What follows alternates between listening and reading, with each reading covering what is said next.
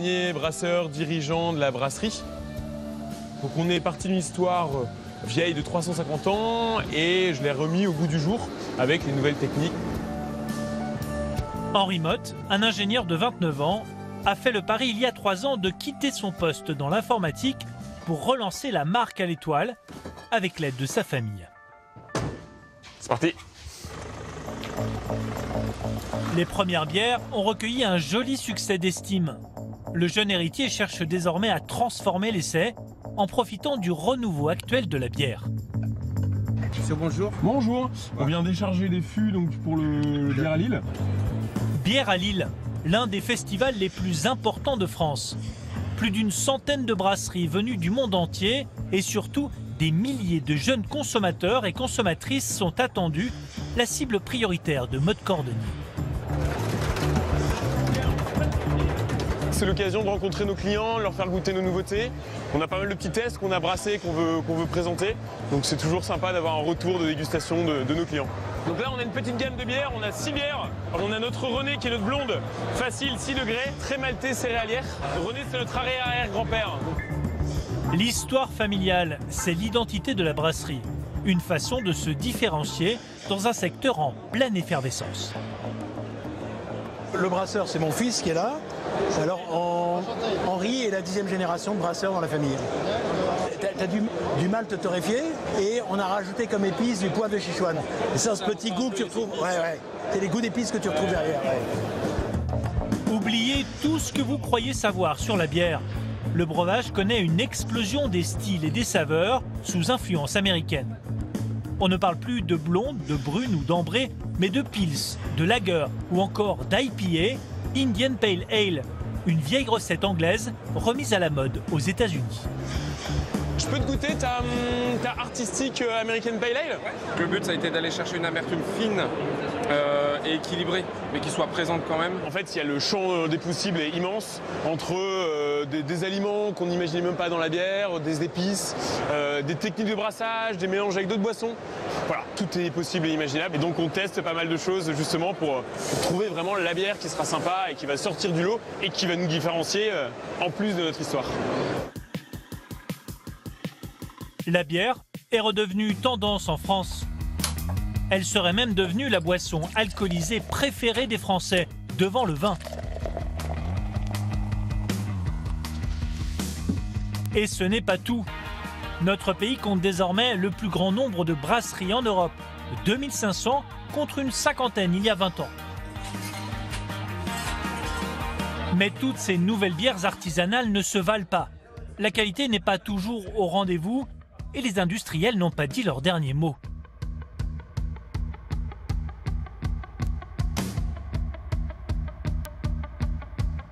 Voyage à travers la France, nouvelle terre de bière.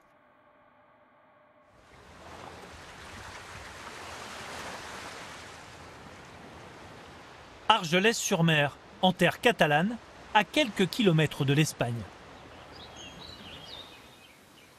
C'est ici, dans ce pays de vignes, que se niche un brasseur passionné, primé pour ses recettes exigeantes.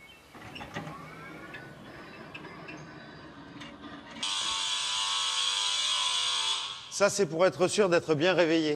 Gregor Engler, 49 ans, s'est toujours levé de bonne heure, 4 heures du matin, pour lancer ses brassins. 30 recettes différentes. C'est la base de la bière, voilà. L'orge, c'est la matière première principale. Et au niveau du goût, il est bien, il est comme il faut, bien sec. Et un bon goût, il est bien sec. Voilà. Plus qu'un beau parleur. Ouais, c'est ça. Gregor est un créateur, un pionnier. Sa première bière, il y a 25 ans, était déjà révolutionnaire. Un mélange de bière, de raisin et de vin doux local, du Rivesaltes. Donc on voit une belle mousse, une belle couleur, une belle robe jaune, jaune doré, voilà, et une belle aromatique.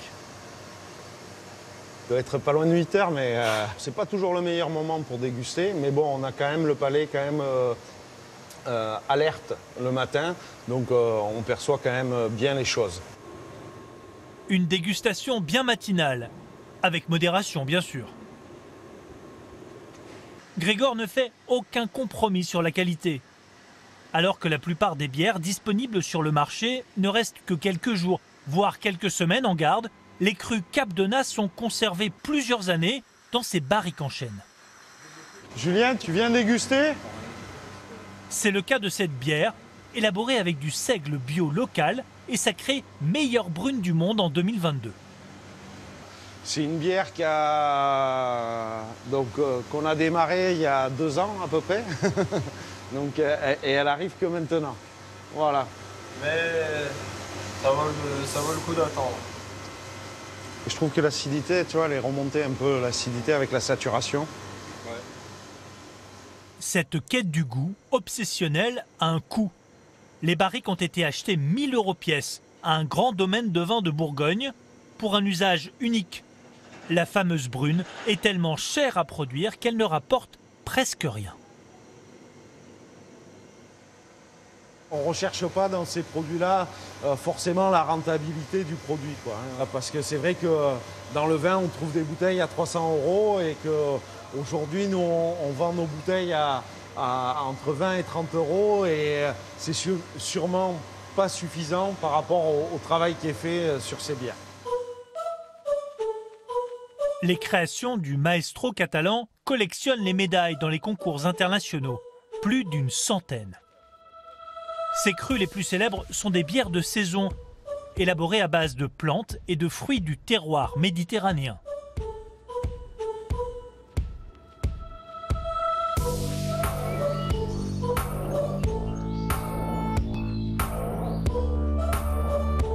Abricots, cerises, fraises ou agrumes, tout est bio et local. Et c'est Élodie Pujol, la compagne de Grégor, une autre militante du goût et de l'écologie qui se charge de la sélection.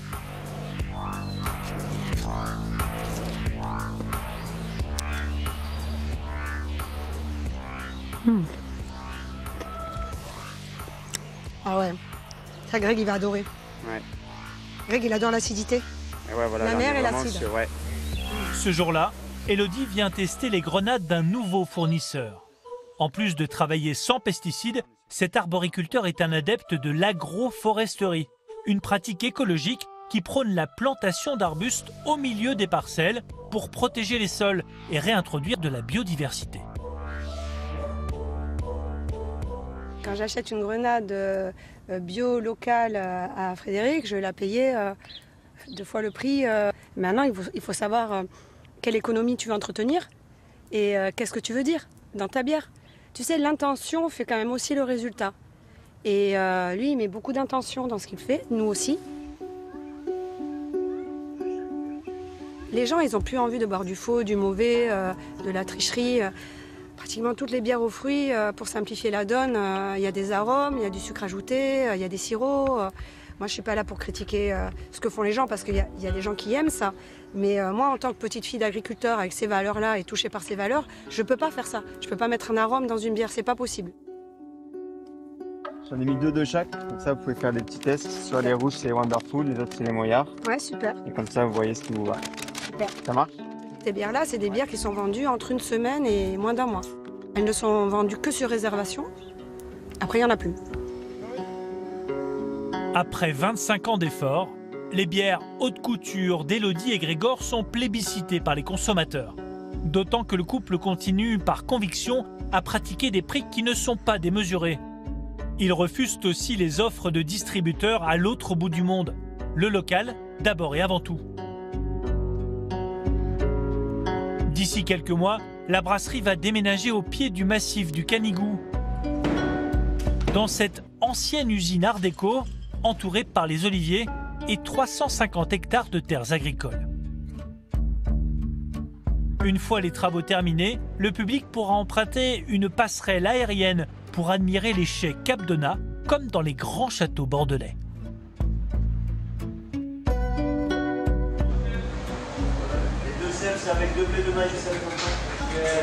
La maison Saint-Crescent à Narbonne, 2 étoiles au guide Michelin. Huile de colza, sel. Le chef Lionel Giraud vient d'élaborer un plat spécial en hommage à la brune Capdona, vieillie en barrique, la meilleure bière au monde, un cassoulet revisité. Et on se retrouve avec les mêmes coloris en fait. C'est ça qui est dingue. Plus étonnant encore, une préparation à base de bière pour accompagner le plateau de fromage du restaurant.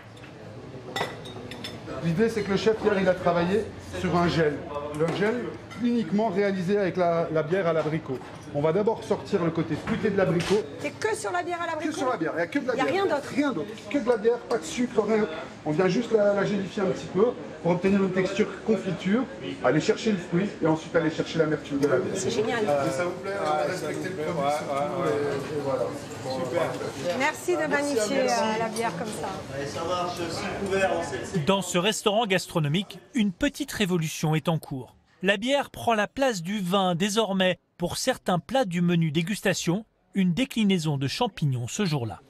Mesdames, messieurs, nous allons retrouver ici un travail autour du sparasis. Sparasis, on est sur un champignon qui nous vient du canigou.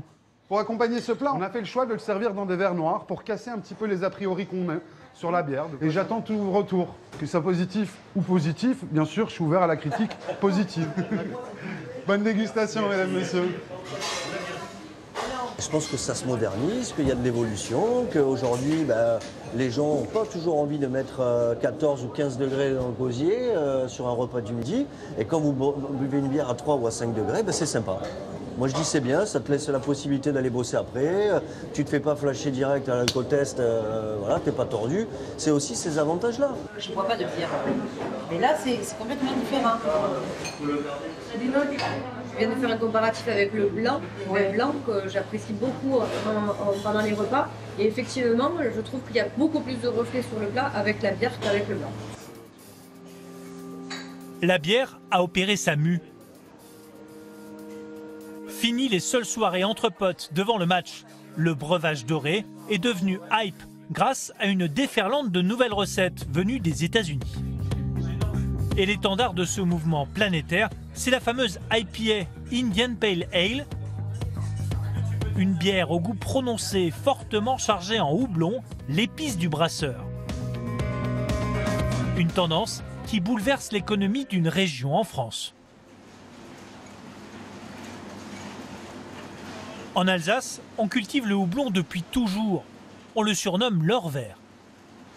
Et le nouvel engouement pour la bière fait bien les affaires de la famille Pfister, père et fils, les plus gros producteurs de houblon de la région.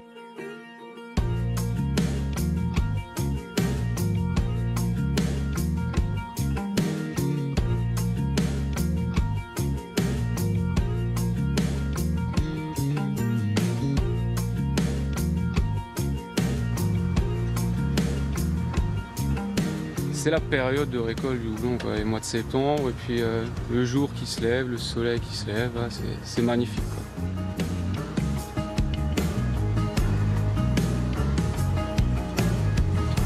Nous, ce qui nous intéresse, c'est la poudre jaune, ce qui s'appelle la lupuline. C'est ce que recherche vraiment le brasseur. Voilà, là on la voit, cette poudre jaune à l'intérieur. Il y a aussi du boulot derrière l'or vert. C'est vrai que aujourd'hui, on va pas pleurnicher. Le cône vert donne son amertume, mais aussi son goût fruité à la bière. Il en existe différentes variétés en fonction des terroirs, exactement comme la vigne. Le houblon alsacien, réputé pour sa douceur, est traditionnellement employé dans les bières blondes industrielles. Et ça rapporte gros, 13 000 € à l'hectare en 2021. Mais la plante grimpante n'est pas si simple à produire. Elle demande des centaines d'heures de travail. Sa culture exige aussi de lourds investissements, de grosses machines pour séparer les lianes des fleurs et plusieurs autres encore pour le séchage. Attention à votre tête. Et voilà, enjambé. C'est l'opération la plus délicate, la spécialité d'Hubert, le père. C'est une des plantes les plus difficiles à sécher, le houblon. Sinon, il ne se conserve pas. Hein. Si vous le mettez comme ça, demain, il est mort. Hein. Ça fermente. Demain, il a viré de couleur. Hein. Voilà. Ça contient quand même de plus de 80% d'eau. Ensuite, cette eau, il faut la sortir. Et cette humidité, il faut la rabaisser à 8%, 9%. Alors, pour apprécier un peu le degré de séchage, la rapidité, je touille et je sens si les cônes sont couverts ou s'ils sont légers. Bon, ça c'est du feeling, hein. Après, c'est l'expérience qui définit un peu le moment du basculement. On a sorti toute l'eau. On sent l'arôme, hein. Ça sent bon. C'est la bonne odeur. Tout le village se réjouit quand il y a la récolte du houblon. Tellement ça embaume, hein, le village. Les gens attendent la récolte du houblon. Hein. Ouais, ouais. Et on dort bien. Le houblon est réputé pour ses vertus médicinales. La plante appartient à la famille du cannabis. Autrefois, les grands-mères prenaient du houblon sec, mettaient sous l'oreiller et dormaient bien. On racontait ça dans les légendes. Si, c'est vrai, finalement, c'est vrai.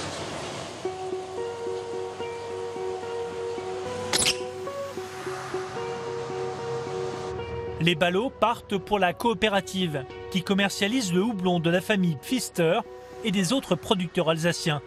Et les affaires sont florissantes. Il y a 15 ans, pourtant, toute la filière a failli mourir. Le client principal, un industriel américain, producteur de la bière Budweiser, avait résilié le contrat du jour au lendemain. La moitié de la surface cultivée en Alsace avait alors dû être arrachée. Ça a été un peu dramatique pour certains collègues qui ont carrément arrêté leur production. Et bon, nous, on y a cru, surtout mon père. Et aujourd'hui, on peut en être fier, quoi. Parce que le marché renaît de nouveau.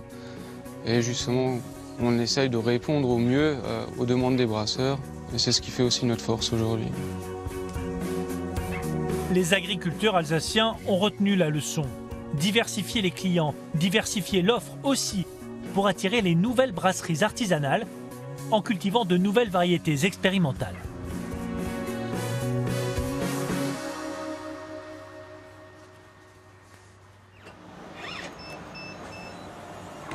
Dans ce laboratoire de Strasbourg est conduit un travail de recherche unique au monde. La culture de mini-brassins de bière en pipette. C'est la coopérative qui finance ces études qui visent à anticiper les attentes du marché en identifiant tous les arômes des houblons. Il y en a plusieurs centaines. Et dès que je sens quelque chose, j'appuie sur le bouton et je transmets l'information à ma collègue.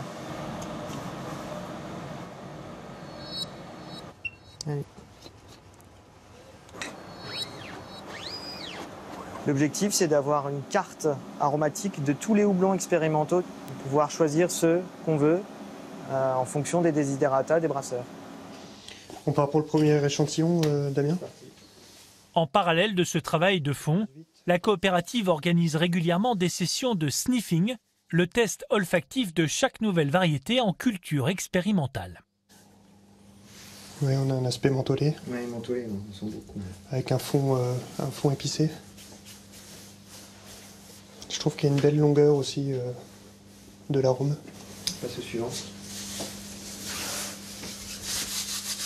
On est un petit peu dans la même tendance, ouais. Avec un fond épicé. Là, sur cette variété Antoine, on a un houblon qui va se démarquer des 3 autres qu'on a essayé. Tu as une expression agrume qui est beaucoup plus marquée, avec un fond boisé. Et je pense qu'on va se le garder sous le coude parce que ça pourrait être ça peut être intéressant, on va le noter ça. En 2019, la coopérative a lancé Elixir, une nouvelle variété issue d'un croisement entre un houblon alsacien et un houblon américain, plus fruité et plus punchy, succès immédiat. C'est aussi une des variétés la plus prometteuse. Je ne veux pas parler forcément du prix, mais on est allé 1,5 fois à un houblon classique. Donc effectivement, ça permet d'obtenir un meilleur rendement financier. Il faut savoir qu'il y a encore quelques années, on faisait que 40% de notre chiffre d'affaires en France. Aujourd'hui, on atteint 60%. Elles ont l'air toutes saines cette année compte tenu de l'année. Est-ce qu'il y a vraiment en termes de rendement? L'Alsace produit 95% du houblon français, pour l'instant. Des houblonnières ouvrent un peu partout en France pour répondre à la demande exponentielle. Une microbrasserie s'ouvre chaque jour en moyenne dans l'Hexagone.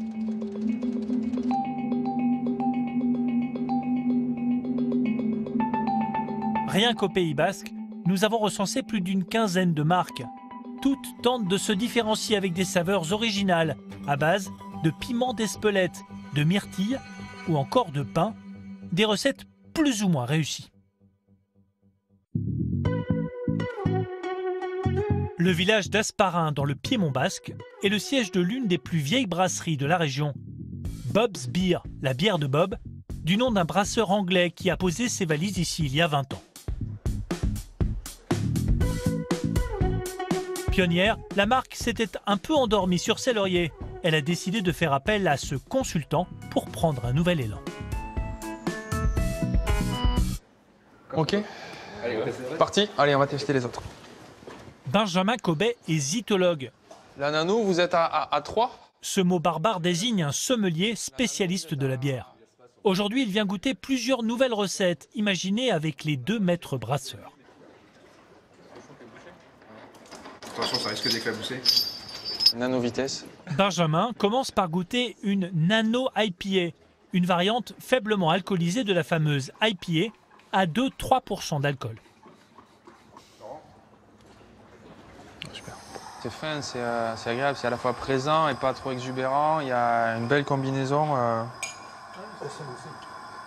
Deuxième verdict, la mise en bouche, parce que le nez, impec. Elle est un peu plus agressive en bouche.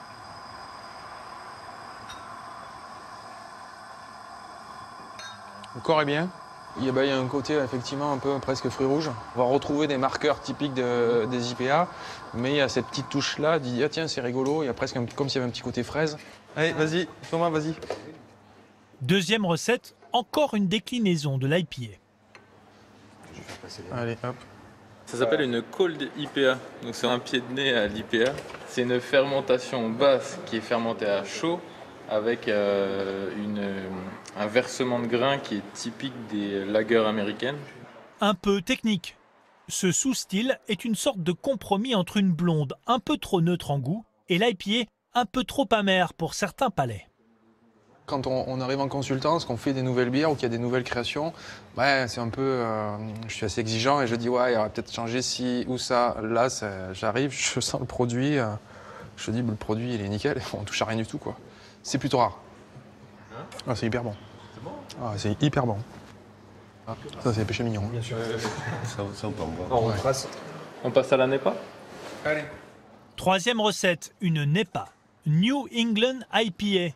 Et oui, encore une variante de l'IPA un peu plus trouble. La NEPA était la recette à la mode pendant l'été 2022, un peu partout dans le monde. Mais elle n'est pas simple à réaliser. On est à bloc de houblon, donc ça c'est plutôt intéressant. Alors ça gratte, ça colle un peu, on sent qu'il y a la puissance houblonnée. Moi j'aurais aimé quelque chose d'un peu plus dense en bouche. Il manque un truc.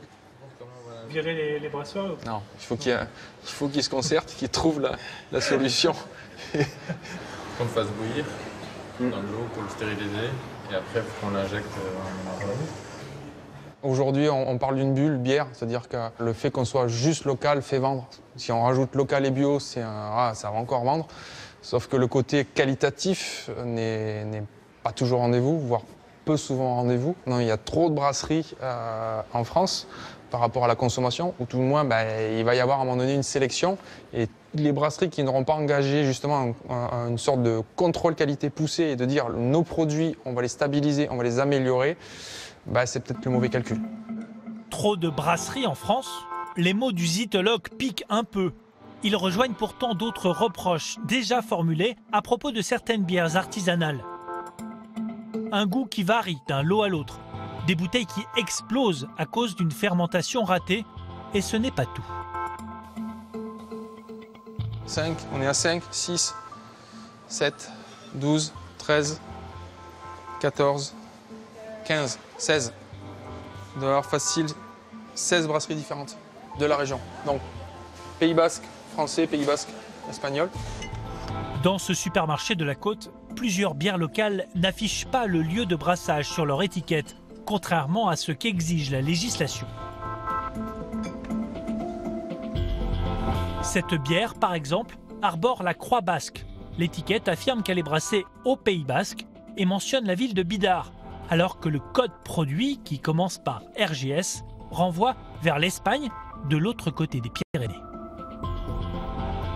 Cette autre bière emprunte son nom à celui d'une vague célèbre dans la région et donne une adresse à Biarritz. Le code emballeur, les 3 lettres EMB, renvoie cette fois vers une autre région de France.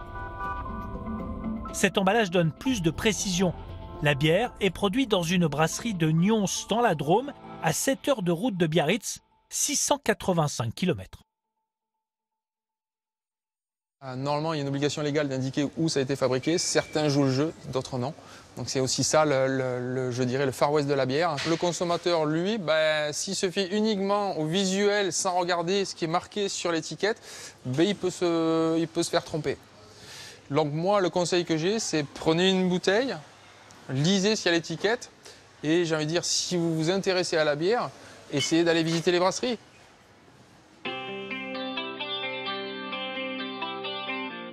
Une marque s'est rendue célèbre il y a quelques années avec ce genre de jeu périlleux. Mira, la bière du bassin d'Arcachon, devenue en quelques années l'une des plus grosses brasseries artisanales de France. L'histoire a commencé dans cette concession automobile. Dans le hall, là, ça bouge un peu ou... Samedi, ça a bougé. Ouais. Jacques Bellec dirige un groupe de 7 concessions de la région, 200 employés, une belle réussite. Mais l'homme d'affaires avait un rêve, créer sa propre marque. Un voyage au Québec l'a mis sur la piste de la bière artisanale. Et ici, ouais, c'est sympa, Marc, hein, et puis qu'en vendre. C'est ça. Bon allez, c'est parti à fond. En 2016, il passe un diplôme de brasseur, met au point plusieurs recettes et lance la construction d'une usine. Mais le chantier prend du retard. L'entrepreneur pressé décide de faire produire ses premières bières du bassin en Lorraine. Nous, notre calendrier en fait était déjà lancé, notre timing était déjà lancé, nos recettes étaient déjà lancées, nos bouteilles étaient déjà embouteillées. Ouais, c'était un peu litigieux, je reconnais que là-dessus c'était un peu litigieux, sauf qu'à un moment donné, tu es obligé de lancer le truc, tout simplement parce que tu as investi, simplement parce que tu as commencé à engager énormément d'argent, et à un moment donné, il faut que ça sorte, quoi. Après ce départ chaotique, la production démarre en fanfare. Elle sera exponentielle. Les recettes plaisent, le design des étiquettes est innovant. Très vite, Jacques Bellec doit pousser les murs pour accueillir ces nouvelles cuves venues d'Allemagne. La capacité de production a été multipliée par 10 en 5 ans. Là, c'est le dernier investissement en fait, pour pouvoir suivre l'évolution du volume de la brasserie. C'est un investissement à près de 300 000 € ici sur la partie cuverie, plus la partie construction ici qui coûte à peu près la même chose. Voilà. C'est parce que j'avance en âge et donc je ne peux pas attendre 30 ans pour faire le projet que je veux. Donc ça veut dire qu'il faut que je démarre tout de suite fort, quoi. Donc on n'a pas les mêmes, les mêmes priorités lorsqu'on a 30 ans que lorsqu'on en a 60, ce qui est mon cas. Le patron breton a l'expérience et l'audace. Il n'hésite pas à sortir le carnet de chèques. Et l'investissement qui a le plus de prix à ses yeux est aussi le moins visible. Cette station de forage qui permet de capter l'eau de la nappe phréatique pour fabriquer ses bières. Ça sent bon la menthe.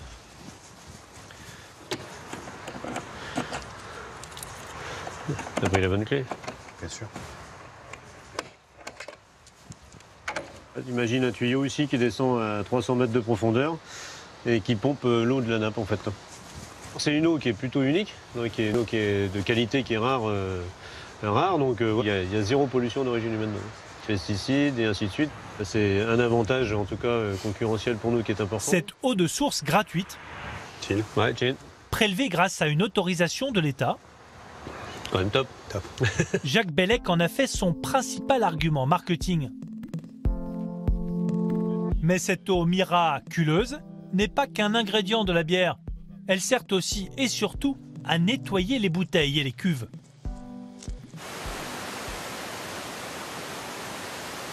La bière est une industrie particulièrement consommatrice en eau et la brasserie Mira ne déroge pas à la règle. En 2022, un peu moins de 12 millions de litres d'eau de source sont partis dans le caniveau. Pour faire 1 litre de bière, on consomme 10 litres d'eau. Voilà.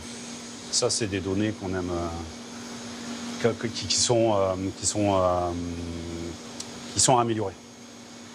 Ah voilà. Oui. En fait, on établit notre ratio, là, à force, avec une expérience, on dit OK, on consomme tant, mais l'objectif, c'est d'aller plus loin. Voilà. Les grands brasseurs ont des ratios beaucoup plus sympas, quoi. Pour sa prochaine usine, la brasserie veut obtenir une nouvelle autorisation de forage. Elle devrait lui permettre de pomper 8 fois plus d'eau de source. Une gageure dans cette région particulièrement frappée par la sécheresse et par les incendies, la plus menacée selon l'État par la crise climatique.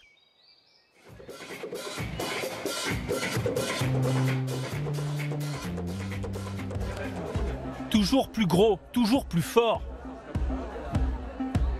Dans le pub Mira qui jouxte la brasserie, des concerts font régulièrement salle comble, comme ce soir, en l'honneur des pompiers du bassin d'Arcachon. Tout est bon pour accroître la notoriété de la marque. On est petit, on fait notre place gentiment. Voilà, mais en tout cas, on développe un concept et c'est juste une dynamique qui se met en place. Ce qui est important ici, c'est la marque. Parce que si on ne connaît pas Mira, on ne consomme pas Mira. Donc je ne souhaite pas faire du Coca-Cola ou la même chose. Mais en tout cas, ce qu'ils ont réussi à faire, c'est quand même très fort en termes de marque.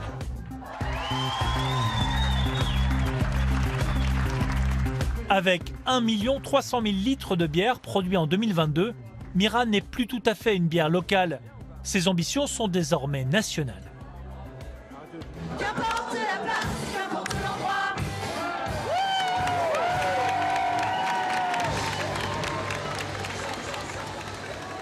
C'est ici, sur ce parking, à 5h30 du matin, que se joue la bataille pour la croissance, dans ces supermarchés où se vendent 65% des bières en France.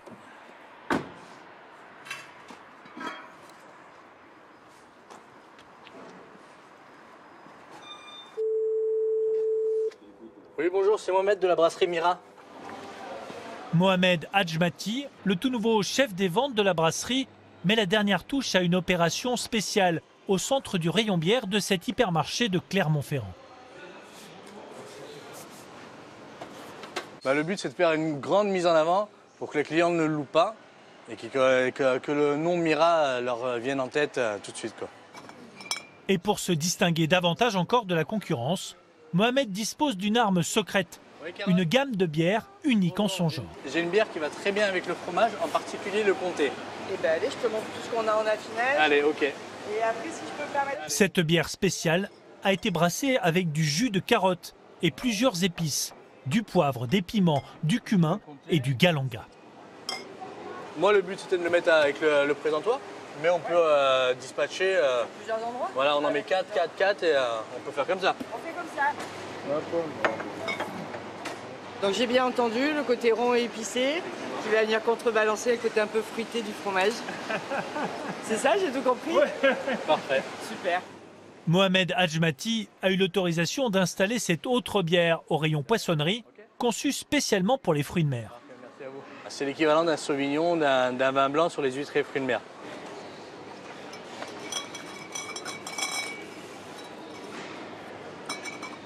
Les visuels des bouteilles sont toujours aussi, sympas. Le but, c'est d'attirer un peu l'œil de tes clients. Donc, Ah oui, si, tu as aussi des éditions. Ah oui, la bière de Noël. Ah, super. La bière de Noël. Grâce à ce genre d'opération, la bière Mira serait présente sur 70% du territoire français. Les hyper, super de l'Hexagone voient apparaître toujours plus de caves à bière comme celle-ci, spécialisées dans les marques locales et artisanales. Et les Français suivent, des ventes en hausse de 30 à 40% depuis 10 ans. Mais les industriels du rayon d'en face, dont les chiffres stagnent, n'ont pas dit leur dernier mot. Heineken a racheté Gallia, une brasserie artisanale à grands coups de millions.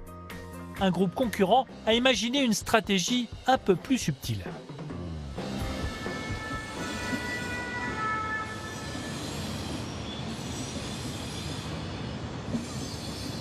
Paris Nord, Interlope, Paris Skate, Paris Graph, Paris Craft.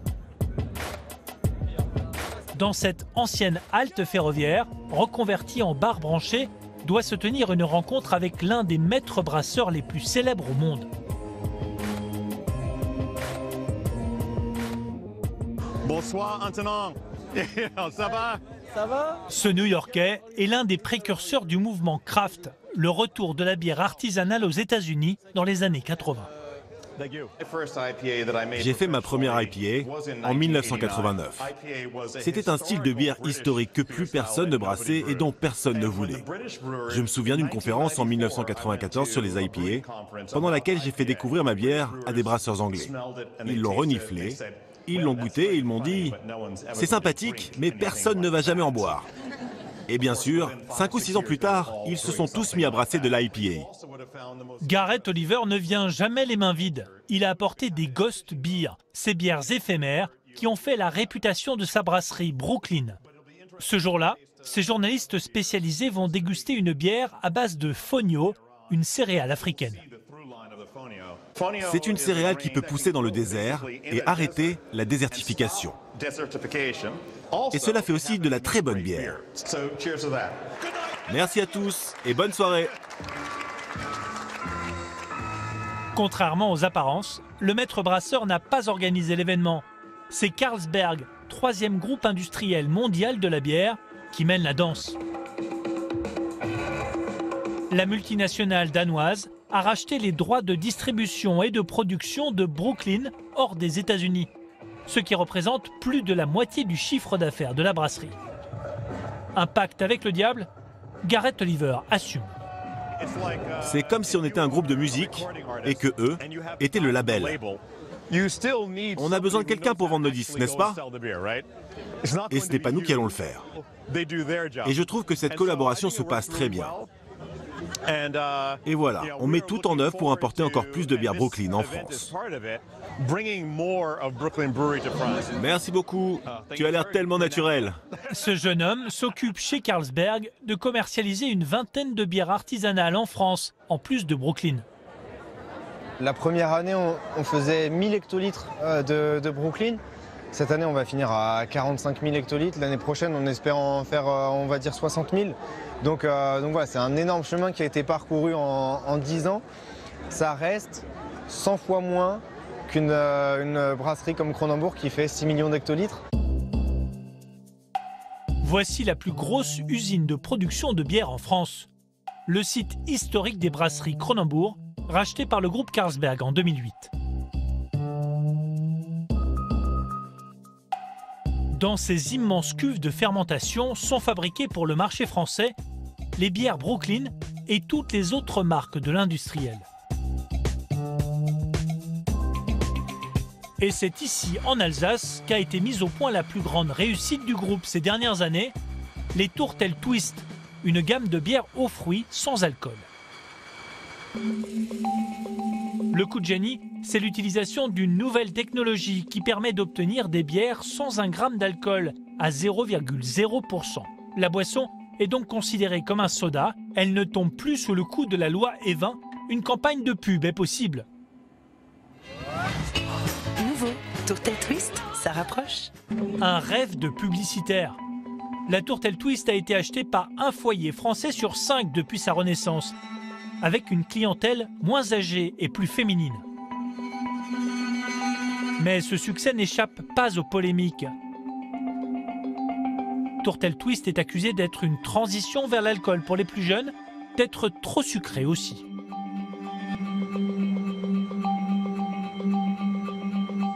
Et quelle est la teneur en sucre de la Tourtel Twist?